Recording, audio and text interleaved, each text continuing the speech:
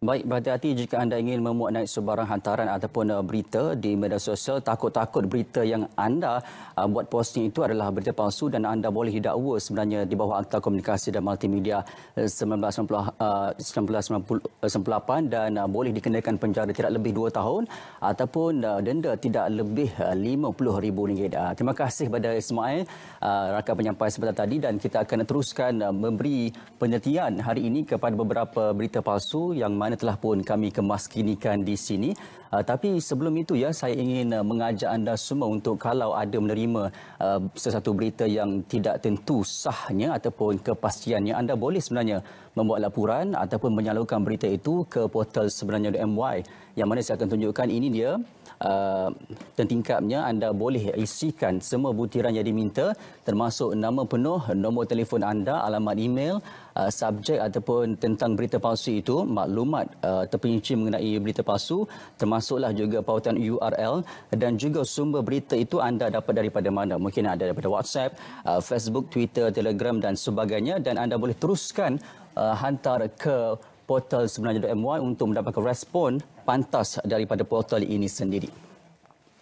Baik, kita mulakan dengan beberapa pemakluman berita palsu terlebih dahulu daripada pasukan respon pantas KKMM. Saya mulakan dengan apa yang tertera di kaca TV anda ini, iaitu ada 2 perkara di sini yang diketengahkan. Yang pertama, MKN menafikan dakwaan bahawa perintah kawalan pergerakan diperketatkan PKD telah diisytiharkan di kawasan Batu 11, Kuantan, Pahang. Dan juga perkara kedua, Ketua Polis Daerah Sungai Buloh, Selangor menafikan dakwaan bahawa video yang memaparkan warga asing menunaikan solat berjemaah di Padang Bola MBSA Kampung Baru, Sungai Buloh yang berlaku sewaktu tempoh perintah kawalan pergerakan PKP, yang mana ini akan saya terangkan lanjut melalui portal sebenarnya.my sekejap lagi. Dan seterusnya, kita pergi ke pemakluman yang seterusnya juga daripada pasukan respon pantas KKMM, iaitu mengenai KKM menafikan pernah mengeluarkan kebenaran kepada mana-mana syarikat menjual kit ujian pantas COVID-19 sambil mengingatkan orang ramai agar berwaspada terhadap jualan kit tersebut di laman sosial dengan mendapatkan maklumat lanjut daripada KKM. Kalau boleh, tadi saya ada ternampak juga penjualan di atas talian ataupun menerusi platform e-dagang ada yang memaparkan tentang kit ujian pantas COVID-19 ini. Baik, seterusnya, Ibu Pejabat Polis Daerah Sentul, Kuala Lumpur menafikan dakwaan tentang satu kematian yang berlaku di Sentul Boulevard adalah disebabkan COVID-19, walhal ia diklasifikasikan sebagai kes kematian mengejut. Baik, itu adalah 2 makluman berita palsu daripada pasukan respon pantas KKMM, dan seterusnya kita terus saja ke portal sebenarnya.my. Tidak pasti jangan kongsi. Berita pertama yang telah pun saya maklumkan di pemakluman berita palsu sebentar tadi, iaitu mengenai Batu 11 Kuantan Pahang total lockdown. Dakwaan mengatakan Batu 11 Kuantan Pahang total lockdown adalah palsu, dan ini mendapat respon daripada Majlis Keselamatan Negara MKN sendiri yang menafikan sekeras-kerasnya telah mengaktifkan perintah kawalan pergerakan diperketatkan atau PKPD di kawasan Batu 11 Kuantan Pahang seperti yang ditularkan oleh individu yang tidak bertanggungjawab. Itu adalah sama sekali tidak benar, ya. Baik, seterusnya juga mengenai dakwaan PKP dilanjutkan sehingga hujung April, dan carangan KKM untuk melanjutkan PKP ke fasa 4 adalah palsu. Dan kalau kita boleh melihat kepada tertangkap layar di sini, mengatakan bahawa akan dilanjutkan kepada 15 Mei 2020, dan menurut Kementerian Kesihatan Malaysia KKM, mesej tersebut sama sekali adalah tidak benar. Baik, itu ceritanya mengenai PKP yang akan dilanjutkan. Seterusnya kita ke cerita sumbangan, di mana dalam keadaan sekarang ini ramai rakyat Malaysia yang volunteer ataupun sukarela untuk mengadakan insentif sendiri untuk membuat sumbangan. Ini adalah tentang sumbangan peralatan yang mana boleh berhubung terus dengan pihak Hospital Beaufort. Kalau kita boleh faham kepada kandungan mesej ini, ada individu rakyat Malaysia sendiri yang mengambil insentif sendiri untuk mengajak orang ramai untuk menyumbang peralatan hospital ke Hospital Beaufort, dan ia menimbulkan kekeliruan orang ramai. Jadi ini respon daripada Hospital Beaufort itu sendiri, yang mana pihaknya telah selesaikan dengan secara baik bersama individu yang berkenaan, dan pihak hospital menasihati orang awam yang ingin membuat sumbangan peralatan untuk menghubungi terus pihak hospital tanpa melalui pihak yang kedua. Baik, seterusnya. Ini yang kita katakan tadi ataupun telah kita jelaskan melalui pemakluman berita palsu sebentar tadi, iaitu tiada kit ujian COVID-19 dibenarkan dijual secara terbuka kepada orang ramai. Ini menurut Kementerian Kesihatan Malaysia KKM, ya, tiada kit ujian dibenarkan dijual secara terbuka kepada orang ramai setakat ini. Dan kalau boleh kita besarkan sikit, ini adalah mungkin servisnya juga laman e-dagang yang menjual peralatan kit ujian pantas COVID-19 ini, yang mana memang sudah ada di platform e-dagang itu sendiri. Baik, seterusnya ini pula mengenai NGO dan juga mengenai proses sumbangan ketika COVID-19. Iklan Pertubuhan Penggerak Masyarakat Malaysia adalah di bawah tanggungjawab pertubuhan sendiri, tiada kaitan dengan pihak JKM. Menurut Jabatan Kebajikan Masyarakat JKM, iklan berkaitan pengumpulan maklumat bantuan COVID-19 oleh Pertubuhan Penggerak Masyarakat Malaysia. Penggerak Malaysia adalah di bawah tanggungjawab pertubuhan itu sendiri dan tiada kaitan dengan JKM. Dan kalau boleh kita nampak, Penggerak Malaysia ini adalah sebuah NGO yang juga memberikan sumbangan dan mengutip sumbangan sepanjang proses COVID-19 ini. Baik, kita akan lanjutkan selepas ini dengan beberapa lagi berita palsu. Tapi sebelum itu kita nak berehat seketika. Kembali selepas ini, jangan ke mana-mana.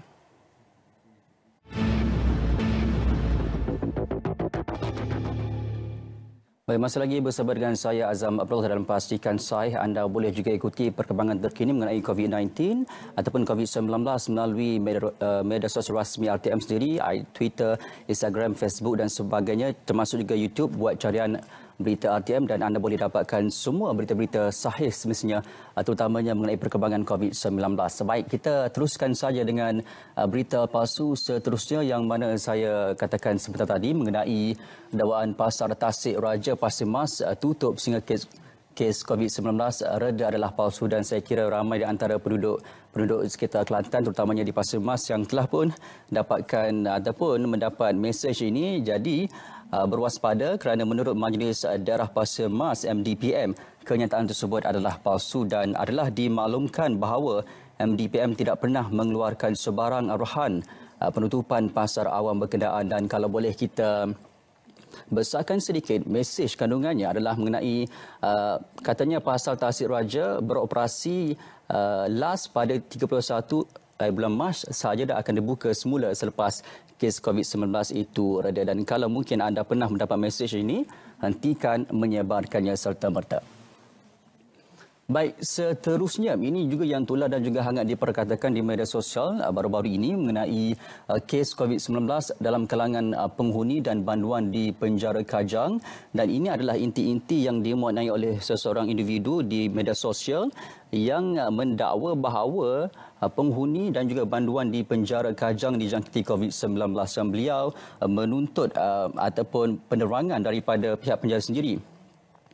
Baik, ini Jabatan Penjara Malaysia mengesahkan tiada kes jangkitan COVID-19 dalam kalangan penghuni dan banduan sejak pandemik itu menular di seluruh negara. Bagaimanapun, langkah sewajarnya sentiasa dilaksanakan bagi mencegah penularan wabak itu di penjara, termasuklah menjalankan pemeriksaan kesihatan kaki tangan bertugas. Dan juga selain itu, setiap banduan yang baru diterima akan dikuarantin terlebih dahulu untuk tujuan pemeriksaan kesihatan bagi mengelakkan penyakit berjangkit dibawa masuk ke dalam penjara itu sendiri. Baik, seterusnya ini apa yang saya telah terangkan di sebentar tadi di awal rancangan tadi mengenai warga asing laksanakan solat berjemaah dalam PKP, dalam tempoh PKP itu sendiri, yang didakwa katanya pada 8 April 2020 penularan video yang berdurasi 25 saat mengenai warga asing yang melaksanakan solat Jumaat semasa perintah kawalan pergerakan. Dan hasil risikan mendapati video yang tular itu adalah berkaitan solat Hari Raya Aidilfitri yang disambut oleh masyarakat warga asing pada 2018 yang terdahulu. Solat tersebut telah diadakan di padang bola yang biasa di Kampung Baru Sungai Buloh, dan ini adalah satu berita palsu yang diwawarkan kembali sempena musim COVID-19 ini sengaja untuk mencipta panik dan juga kerisauan di antara masyarakat, terutamanya penduduk di Kampung Baru Sungai Buloh itu sendiri. Baik, ini pula gesaan daripada Majlis Keselamatan Negara dapatkan maklumat yang sahih mengenai Perintah Kawalan Pergerakan PKP dan situasi terkini COVID-19 hanya di beberapa media sosial rasmi ini yang dimiliki oleh MKN itu sendiri.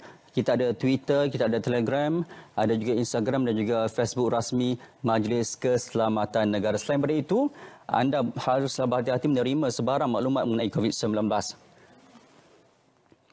Baik, seterusnya pengumuman daripada LHDN Malaysia sendiri adalah dimaklumkan bahawa penerima bantuan Perkhidmatan Nasional akan menerima email dari yang tertera di kaca TV anda ni, no_reply@hasil.gov.my mulai 7 April 2020 mengemaskini data akaun bank menerusi aplikasi e-Kemaskini dan penerima email tidak perlu menjawab email tersebut dan juga berhati-hati dengan scammers dan jangan dedahkan maklumat peribadi kepada mana-mana pihak, dan kalau boleh ini antara contoh email yang dihantar kepada pengguna. Baik, seterusnya ini adalah gesaan juga daripada operasi penawar yang mana melibatkan anggota ATM dan juga PDRM sepanjang tempoh PKP ini, COVID-19 ini, dan apa yang perlu kita buat adalah patuhi PKP, putuskan rantaian, duduk di rumah, amalkan kebersihan dan juga jarakan sosial.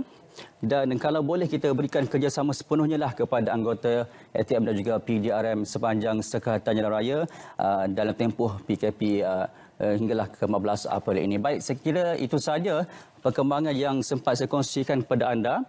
Sebelum kita berpisah, kita saksikan kapsun telah pun kami sediakan untuk anda.